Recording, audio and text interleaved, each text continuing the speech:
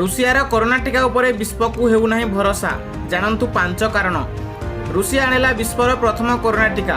ଏନେଇ ମଙ୍ଗଳବାର ରୁଷିଆ ପ୍ରଧାନମନ୍ତ୍ରୀ ଭ୍ଲାଦିମିର ପୁତିନ ଘୋଷଣା କରିଛନ୍ତି।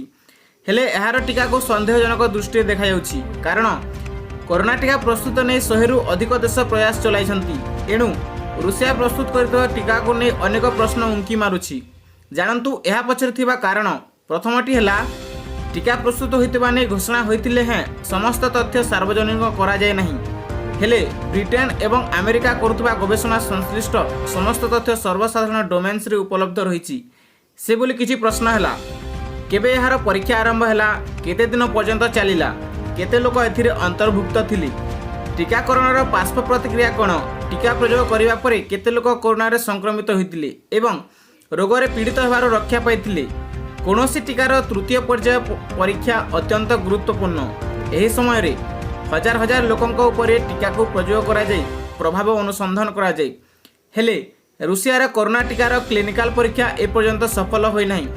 ରୁଷିଆ ଟିକାକରଣର ପ୍ରାରମ୍ଭିକ ପରୀକ୍ଷା ମାଙ୍କଡ଼ ଏବଂ ପରେ ମଣିଷଙ୍କ ଉପରେ କରାଯାଇଥିଲା। ଏହି ପରୀକ୍ଷଣରେ ରୁଷିଆକୁ ସଫଳତା ମିଳିଥିବା କୁହାଯାଇଛି।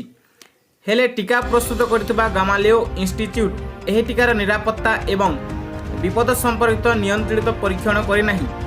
ରାଜନୀତି ଅଥବା ପ୍ରଚାର ଉଦ୍ଦେଶ୍ୟରେ ରୁଷିଆ ଶୀଘ୍ର ଟିକା ପ୍ରସ୍ତୁତ ହୋଇଥିବା ନେଇ ଘୋଷଣା କରିଛି ବୋଲି ବିଶ୍ୱସ୍ତର ସଂଗଠନମାନ ଚିନ୍ତା ପ୍ରକାଶ କରିଛନ୍ତି।